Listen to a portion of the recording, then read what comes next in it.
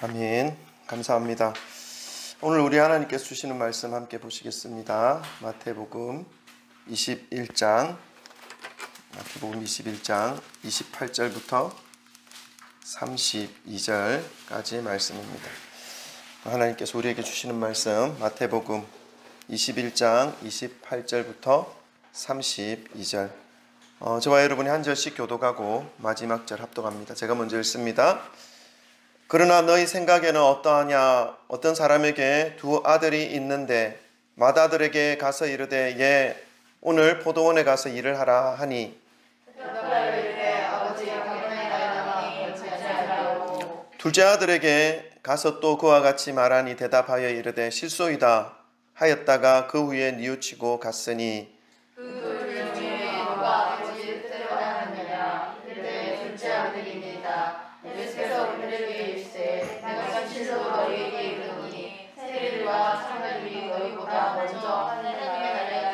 다 같이 읽습니다. 요한이 의의 도로 너희에게 왔거늘 너희는 그를 믿지 아니하였으되 세리와 창녀는 믿었으며 너희는 이것을 보고도 끝내 뉘우쳐 믿지 아니하였도다. 아멘. 할렐루야. 하나님의 은혜와 평강이 함께 하시기를 소망합니다. 혜빈이 어떻게 잘 지난주에 잘 했어요? 예. 입선했어요? 아니요. 그랬군요. 잘했어요. 잘했어요. 할렐루야. 뭐 또 잘했으면 다행입니다. 이제 교회가 상가에서 작지만 지난주에 우리 갔다 왔지 않습니까? 단독 건물로 이전하는 중에 있습니다. 성전교회가 상가에 세워질 때에도 사람들에게 이제 이렇게 해서 세워졌습니다 말하면 믿지 않았어요. 믿을 수 없는 말도 안 되는 과정을 통해서 하나님께서 세워주셨습니다. 상가에 보증금 없이 월세를 내지 않고 22개월 동안 관리비만 내고 이 목회를 했다는 것은 보통 사람들이 생각할 수 없는 과정이죠. 그러나 하나님께서 그렇게 해주셨습니다.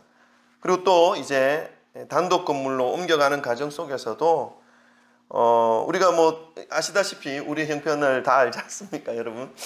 그러나 하나님께서 또 그 옮겨지는 과정 속에 교회가 상가에서 나올 때 시설비를 받고 나오는 경우가 극히 드물다고 합니다. 저는 몰랐지만 그러나 그 시설비를 받아서 이제 또 계약을 하고 또 모든 과정 속에 대출도 이어지게 하시고 어쨌든 잔금도 다 처리되고 등기도 이제 이전되었습니다. 이게 전체적인 것이 하나님의 은혜라고 밖에 말할 수 없는 그런 과정이었다는 것을 생각할 수 있습니다.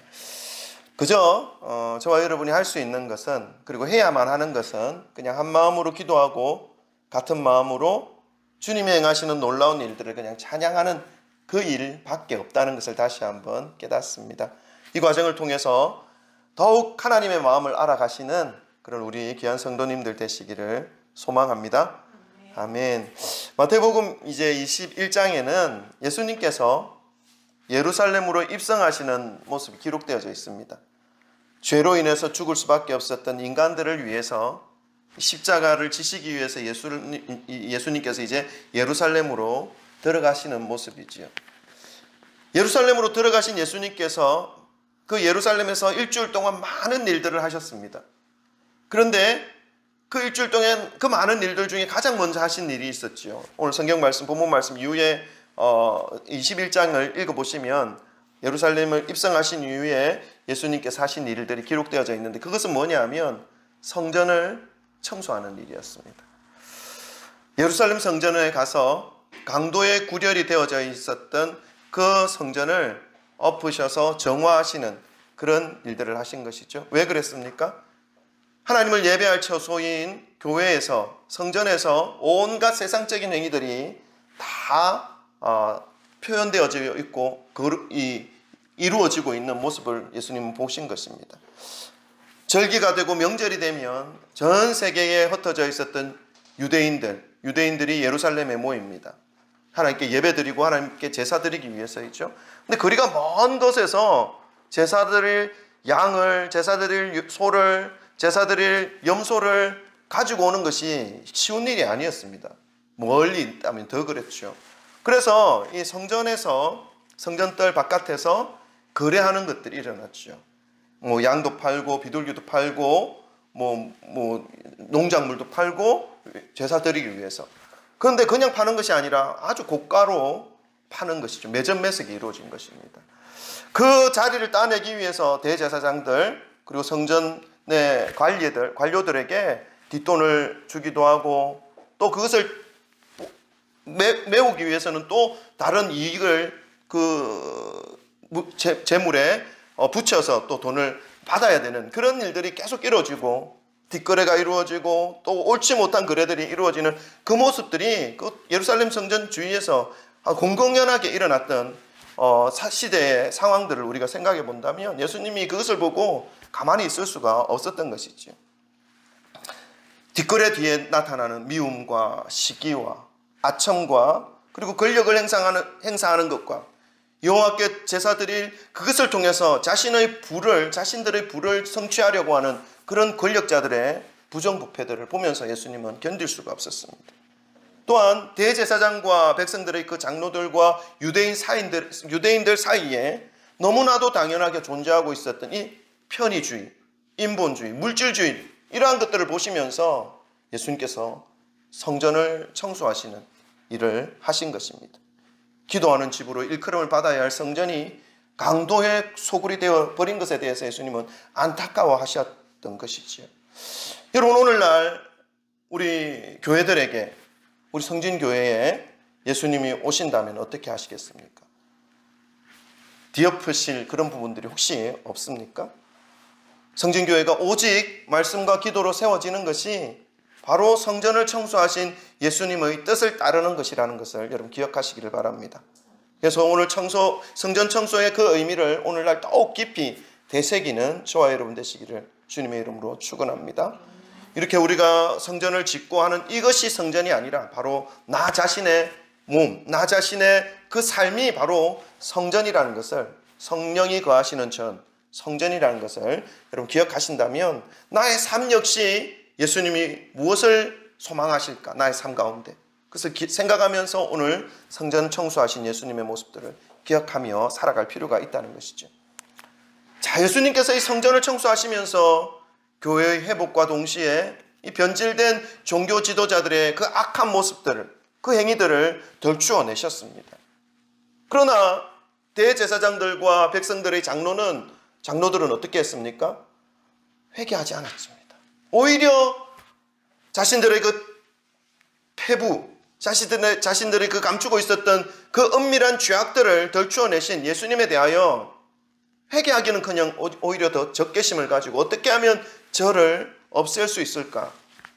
자신의 모든 어두움을 지적하는 그 예수를 없앰으로 인해서 자신의 그 더러운 이익을 계속해서 이루어 가고자 하는 그러한 마음으로 가득 차 있었던 바리새인들, 종교 지도자들, 그러한 사람들이었다는 것을 우리는 말씀을 통해 알 수 있습니다. 여러분, 우리의 모습도 이 바리새인들과 같은 모습, 종교 지도자들과 같은 모습, 잘못이 지적되어졌는데 하나님의 말씀에 비답해서 나의 어두움과 더러움이 드러났는데 그럼에도 불구하고 그것을 감추고 오히려 더 마음을 딱딱하게 하고 강팍하게 함으로 그 말씀을 거부하고 자신의 삶을 그대로 어두움 속에서 살아가게 된다는 것은 마치 이 예수님 시대에 종교 지도자들이 예수님을 죽이고자 하는 그런 마음으로 살아가는 그 모습과 별 다를 게 없다는 것을 기억하시기를 바랍니다.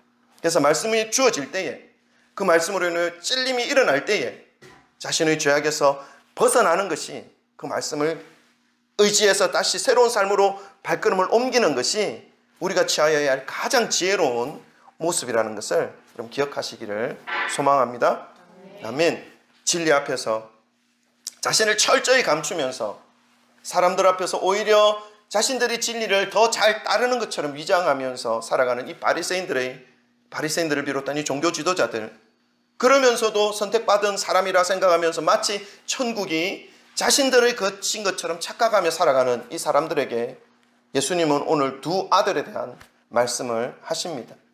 이곳에 계신 우리들 역시 예수님의 그 말씀을 들으시고 찔림이 있거나 나의 잘못된 생각과 삶들이 드러나게 되는 것이라면, 드러나게 된다면 겸손한 마음으로 마음을 딱딱하게 하지 마시고 더 자신을 가리지 마시고 순수한 믿음으로 가릴 수 없는 그 하나님의 은혜 앞으로 나아가셔서 이제 나를 새롭게 만드시는 하나님 앞에 서심으로 새로운 삶으로 힘있게 달려가시기를 주님의 이름으로 축원합니다. 먼저 맏아들의 모습을 우리 함께 살펴보겠습니다. 오늘 본문 말씀 28절 29절 맏아들에게 이 아버지가 말하는 내용이 기록되어져 있는데 우리 한번 읽어보겠습니다. 맏아들의 내용입니다. 28절 29절 다 같이 읽습니다. 시작. 그러나 너희 생각에는 어떠하냐? 어떤 사람에게 두 아들이 있는데 맏아들에게 가서 이르되 예 오늘 포도원에 가서 일을 하라 하니 대답하여 이르되 아버지 가겠나이다 하더니 가지 아니하고. 어떤 아버지에게 두 아들이 있었다고 합니다. 그 첫째 아들인 맏아들에게 포도원에 들어가서 일할 것을 요청합니다. 이 맏아들은 이 아버지의 말씀을 잘 받아서 순종하는 것처럼 대답합니다. 네 아버지 제가 가겠습니다. 그런데 대답은 그렇게 했는데 가지를 않았어요. 순종하지 않았습니다. 이 첫째 아들의 마음의 상태를 오늘 성경 말씀을 통해서 우리가 좀 살펴보기를 원하는데요. 29절 후반부에 기록되어져 있는 가지 아니하고 라고 해당되는 말씀이 있습니다. 그 말씀에 해당되는 원어 성경을 찾아보면 우크라는 단어가 사용되었는데 알 필요도 없어요. 근데 의미만 알면 됩니다. 이것은 아주 부정적인 의미를 가지고 있는 단어입니다. 우리 영어에서 찾아보면 never라는 단어와 좀 유사합니다.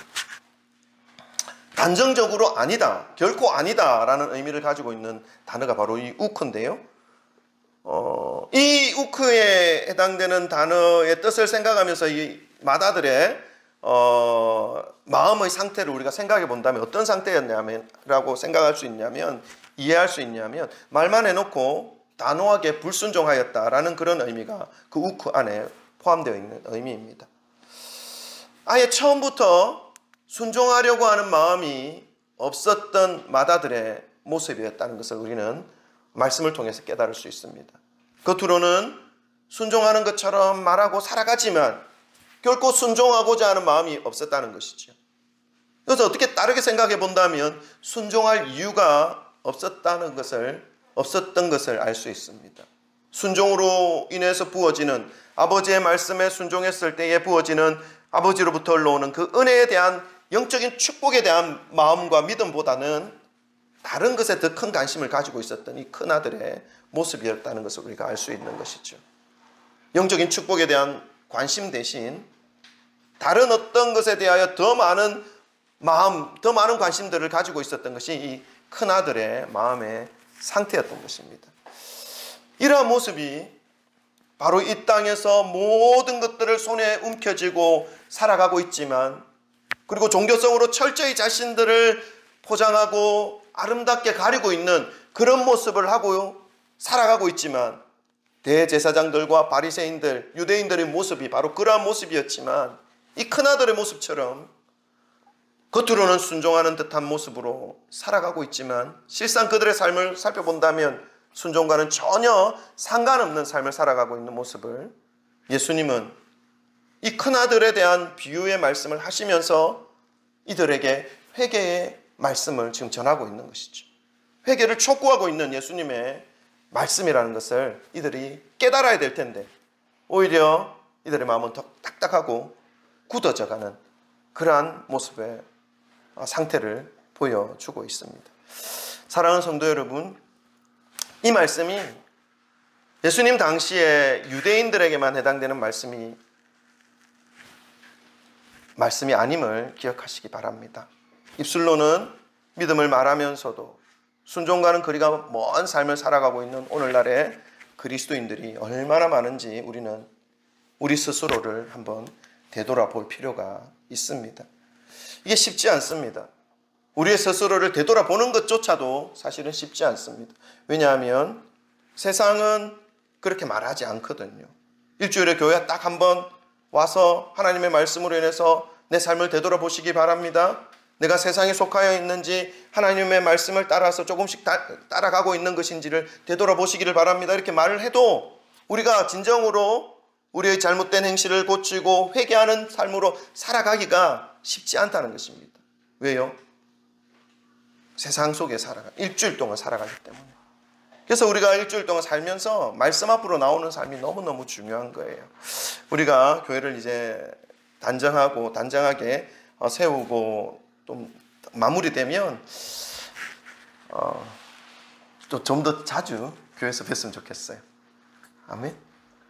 네, 아멘. 좋아요. 할렐루야. 일주일 동안 세상에서 던지는 메시지는요, 교회에서 던져주는 메시지보다 더 강렬해요. 더 자극적이에요. 그 자극적인 메시지를 듣고 살아가면 자기가 어떤 상태로 살아가는지 분별해내기조차도 사실 쉽지 않아요.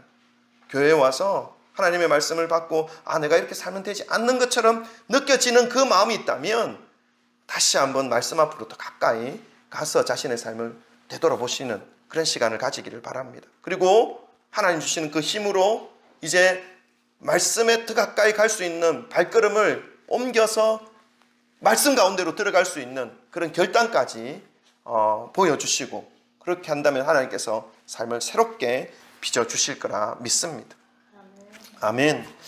예수님께서는 오늘 결론에 해당되는 이 31절 말씀 후반부에 이렇게 순종과 떨어져서, 믿음과 떨어져서 살아가는 삶이 결국 천국에 들어가는 삶과의 삶이 어떤 관계가 되는지까지 말씀해 주고 있습니다. 우리 31절도 한번 읽어볼까요?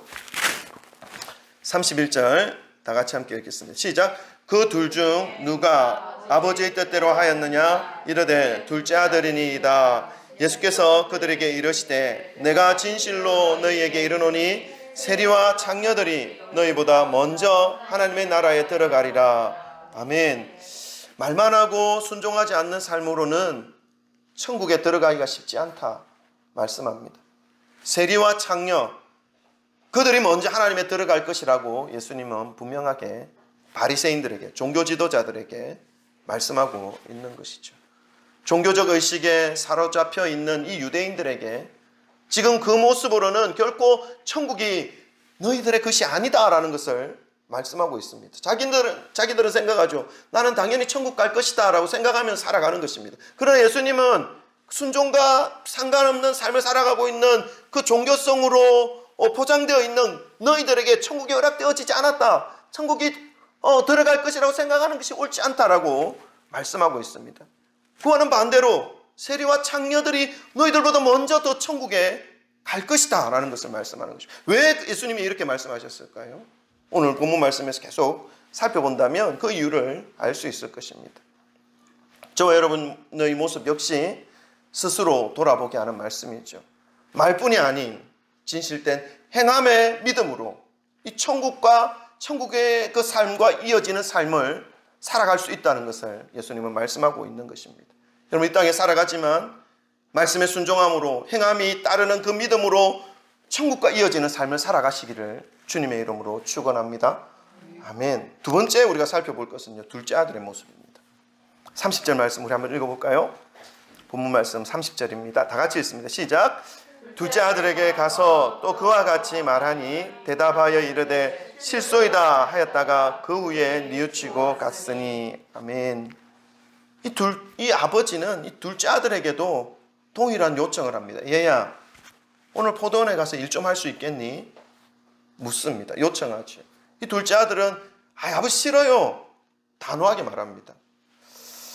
이 첫째 아들과 둘째 아들의 모습 동일하게 아버지를 기쁘게 하는 모습이 아니지요. 첫째 아들은 이 겉과 속이 다른 모습이었기 때문에 아버지의 말씀을 듣고도 간다고 하겨도 그 약속을 지키지 못했습니다. 가볍게 여긴 것이죠. 아버지께 불순종한 것입니다. 아버지를 속인 것입니다. 그래서 아버지를 기쁘게 하지 못했죠. 둘째 아들은 어떻습니까? 아버지의 말씀을 바로 순종하지 않는 모습이었습니다. 이러한 모습 역시 아버지의 마음을 기쁘게 하는 모습이 아닙니다. 그렇지만 이 둘째 아들의 모습은 그 후에 중요한 모습이 나타납니다. 어떠한 모습입니까? 오늘 방금 읽으신 30절 후반부에 보시면 그 후에 뉘우치고 갔으니, 이 말씀이 너무너무 중요해요. 자신의 잘못된 모습, 자신의 잘못된 마음을 깨닫고 아버지의 말씀에 순종하였다라는 것을 말씀합니다. 뉘우치다라고 지금 기록되어져 있는 이 말씀의 헬라어 원어는 메타멜로마이라는 단어인데요. 이것은 회개하다, 스스로 뉘우치다라는 의미입니다.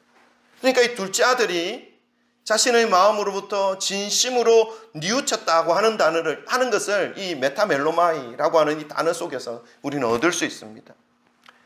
회개라고 할 때 우리가 성경에서 말씀하시는 회개한다, 회개하라 라고 하는 이 회개라고 할 때 우리가 뉘우치고 깨닫는 것만 회개가 아니라 거기에 한 걸음 더 나가서 우리가 가던 길을 멈추고 깨달았다면 가던 길을 멈추고 360도 돌면 원래 방향이에요. 그죠? 360도 돌면 안 됩니다. 180도를 돌아서 가던 길을 멈추고 180도를 돌아서 반대 방향으로 돌아서서 가는 것까지, 여기까지가 성경에서 말씀하시는 회개예요. 회개. 우리는 늘 생각함으로 마음으로 뉘우침으로 여기까지가 회개라고 생각하기가 쉬운데 그렇지 않습니다.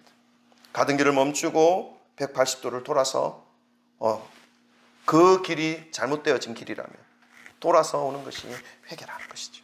이 메타멜로마이라는 이 단어 속에 그런 의미가 있다는 것입니다. 이제 더 이상 예해차의 모습으로 살아가는 것이 아니라 자신의 삶을 돌이켜 변화시키는 모습까지 이 둘째 아들은 보여준 것입니다. 이것이 진정한 회개인 것이죠. 둘째 아들의 모습을 우리가 좀 더 보길 원하는데 아버지의 요청에 실습니다. 거절하였습니다. 그 후에 자신의 모습이 얼마나 잘못되어진 모습이었는지 깨닫고 그 깨달은 마음으로 거기까지 멈추는 것이 아니라 아버지의 마음을 생각해 보는 것입니다. 그리고 아버지의 마음을 느껴보는 것입니다. 그리고 자신의 말과 행동으로 아버지가 얼마나 마음 아파하실지를 느끼는 것입니다. 아버지의 마음이 느껴지는 이 마음, 그 마음으로 이 둘째 아들은 다시 포도원을 가던 길을 멈추고 되돌아서 포도원으로 갔다라고 오늘 본문 말씀은 표현하고 있습니다. 여러분, 이 마태복음, 오늘 말씀은 마태복음인데요. 누가복음 15장에는 이 비슷한 아들의 모습이 나옵니다. 우리가 잘 알고 있는 탕자에 대한 말씀의 기록이 있습니다. 이 아들 역시 이 둘째, 누가복음 15장에도 둘째 아들이죠. 이 둘째 아들 역시 아버지의 마음을 모르는 아들이었죠. 그런데 누가복음 이 15장 뒷부분에 읽어가면 17절부터 이 아들의 변화된 모습, 변화된 마음이 기록되어져 있습니다. 우리 한번 읽어볼까요? 누가복음 15장 17절부터 19절 말씀입니다. 우리 한 목소리로 함께 합독합니다. 다 같이 읽습니다. 시작. 이에 스스로 돌이켜 이르되 내 아버지에게는 양식이 풍족한 품꾼이 얼마나 많은가. 나는 여기서 줄여 죽는구나. 내가 일어나 아버지께 가서 이르기를 아버지, 내가 하늘과 아버지께 죄를 지었사오니 지금부터는 아버지의 아들이라 일컬음을 감당하지 못하겠나이다. 나를 품꾼의 하나로 보소서 하리라 하고. 아멘. 이 둘째 아들은 아버지의 마음에 대못을 받는 그러한 모습으로 집을 나왔습니다. 버젓이 살아계신 아버지에게 죽어야 받을 수 있는 자신에게 할당된 그 재물을 얻어서 돈을 얻어서 아버지가 올 수 없는 먼 나라로 가서 자기 마음대로 살았던 것이죠. 아버지는 그 모습을 보면서 너무나 아프고 안타까웠지만 원하는 그 아들에게 그렇게 해주는 아버지였습니다. 그렇게 인생을 살았지만 자신의 뜻대로 자신의 욕심대로 살아가는 그 삶의 결말이 얼마나 비참한 삶인지를 경험합니다. 둘째 아들은. 그래서 그 속에서 비로소 아버지의 마음을 되돌아보는 것이죠. 18절 오늘 읽었던 이 18절에 보니까 내가 아버지와 하나님께 죄를 지었사오니 자신을 보면서 느끼는 모습입니다. 그러면서 아버지의 마음을 헤아리기 시작합니다. 사랑하는 성도 여러분, 이 둘째 아들이 변화되어져 가는 과정을 우리가 함께 살펴봤는데요. 회개는 뉘우치는 것뿐만 아니라 삶을 돌이킵니다. 그리고 이 둘째 아들은 이제 그 자리에 뉘우치기만 하고 그 자리에 계속 머물러 있었다면 그것은 회개가 아닌 것이죠. 그 자리에서 돌아서서 일어서서 아버지께로 갑니다. 이것이 회개입니다. 이것이 회개. 백날 뉘우치기만 하고 삶을 돌이키지 않는 것은 회개가 아닌 것이죠. 뉘우치고 삶을 돌이켜 이제 변화된 삶을 살아가는 것.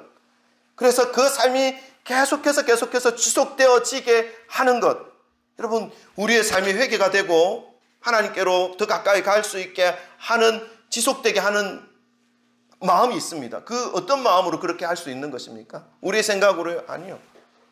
그것은 뭐냐면 아버지의 마음을 헤아릴 수 있는 마음. 내가 이러한 삶을 살 때 아버지 어떻게 생각하실까? 여기서 말하는 아버지는 육신의 아버지라기보다 하나님 아버지입니다. 아멘? 아멘. 하나님께서 나를 어떻게 보실까 하는 이 마음이 내 마음속에서 계속해서 일어난다면 우리는 하나님이 기뻐하시는 것을 생각하기가 더 쉬울 수 있을 것입니다. 하나님 아버지의 마음을 기억하며 나의 삶을 주님의 마음으로 살펴보는 것, 이러한 모습이 이 진실된 회개로 이어지게 하는 심령입니다. 바라는 것은 아버지의 마음을 헤아려 온전한 회개의 모습으로 변화된 이 둘째 아들과 같은 이러한 회개가 우리 모든 성도님들 삶 속에 이루어지기를 주님의 이름으로 축원합니다. 그래서 이 회개의 삶이 천국의 삶으로 이어지게 된다는 것을 오늘 본문 말씀은 말씀하고 있는 것이죠. 마지막으로 우리가 살펴볼 게 있습니다. 이제 예수님은 이 두 아들의 비유에 대한 말씀을 이제 마무리하면서 유대인들에게 결론의 말씀을 말씀하십니다. 우리 31절과 32절 말씀을 우리 함께 읽겠습니다. 31절과 32절 다 같이 함께 읽겠습니다. 시작. 그들 중 누가 아버지의 뜻대로 행하였느냐 이르되 둘째 아들이니이다. 예수께서 그들에게 이르시되 내가 진실로 너희에게 이르노니 세리들과 창녀들이 너희보다 먼저 하나님의 나라에 들어가리라. 요한이 의의 도로 너희에게 왔거늘 너희는 그를 믿지 아니하였으되 세리와 창녀는 믿었으며 너희는 이것을 보고도 끝내 뉘우쳐 믿지 아니하였도다. 아멘. 하나님께서는 이 세례 요한을 예수님보다 먼저 이 땅에 보내셨습니다. 그리고 회개하라. 회개의 말씀과 하나님의 예수님께서 하나님의 아들이 되심을 밝히셨고 그 메시아가 자신의 뒤에 오실 분이라는 것을 소개하였던 것이죠. 그런데 이 바리새인들이 죄인으로 취급하고 짐승처럼 취급하는 이 세리와 창녀들은 이 세례 요한의 그 메시지를 통해서 하나님의 말씀 앞에 진실된 마음으로 믿고 회개하고 돌이켜 예수님께로 나왔습니다. 그러나 이 교만한 바리새인들은 이 세례 요한을 통한 하나님의 말씀을 듣고도 회개하기는커녕 믿지도 않았고 자신들의 삶을 돌이키지도 않았습니다. 오히려 더 강팍해져서 예수님도 십자가에 못 박았고 세례 요한도 죽였습니다. 예수님은 오늘 이 두 아들의 말씀을 마무리하면서 이 세리와 창녀들이 유대인들보다 먼저 하나님 나라에 들어갈 것을 말씀합니다. 이 말씀은 유대인들은 지옥 갈 것이다 라고 하는 말씀의 의미가 아닙니다. 먼저 죄인이라 할지라도 진실된 회개를 통해서 천국으로 인도되어질 것을 말씀하시는 것이죠. 이 죄인들이 회개하고 하나님의 아들로 하나님의 자녀로 천국으로 올라가는 그 모습을 볼 때에 정작 하나님이 유대인의 혈통을 통해서 예수 그리스도를 보내주셨음에도 불구하고 자신의 죄악을 깨닫지 못하고 회개하지 않았던 이 유대인이라 할지라도 죄인인 세리와 창녀들이 회개함으로 그 삶을 돌이킴으로 천국 백성이 되어지는 그것을 보면서 자신들도 늦게라도 회개할 수 있어야 한다는 것을 예수님은 말씀하고 있는 것입니다. 그 회개를 통해서 유대인들 역시 구원의 대열에 들어갈 수 있다는 것을 말씀하고 있는 것이죠. 그래서 예수님의 이 말씀하시는 의미는 뭐냐면 회개의 기회를 놓치지 말라는 것입니다. 사랑하는 성도 여러분, 오늘 본문 말씀을 통해서 잊지 말아야 할 진리를 깨달으시기를 소망합니다. 우리가 믿음으로 천국 간다라고 할 때에 그 믿음이라는 것이 입술에 말로만 증명되어지는 것이 아닙니다. 입술에 말에만 그쳤던 그 삶이, 그 심령이 이제 속으로 뉘우쳐서 삶이 순종의 삶으로 변화되어지는 것. 그 믿음이라는 것이 그 모습으로 증명되어진다는 것을 우리는 깨달아야 하는 것이죠. 예수님께서도 마태복음 7장 21절에 이렇게 말씀합니다. 제가 읽을게요. 나더러 주여 주여 하는 자마다 다 천국에 들어갈 것이 아니요 다만 하늘에 계신 내 아버지의 뜻대로 행하는 자라야 들어가리라 말씀하고 있습니다. 아버지의 뜻대로 행하는 자, 비록 그가 죄를 범하였다 할지라도 회개하고 삶을 돌이킴으로 아버지께서 원하시는 뜻대로 살아가는 그들이 구원의 은혜를 얻을 수 있다라는 것을 예수님 말씀하고 있는 것이죠. 여러분 잊지 마시기를 소망합니다. 이 진리를 가슴 깊이 새기심으로 매일매일 하나님 앞에서 저와 여러분의 행실을 돌아보시면서 입술의 말이 아니라 삶으로 하나님의 마음을 시원하게 해드리며 주님의 마음에 합한 그러한 모습으로 천국을 소유하시는 귀한 성도님들의 삶이 되시기를 주님의 이름으로 축원합니다. 아멘. 기도하십시다.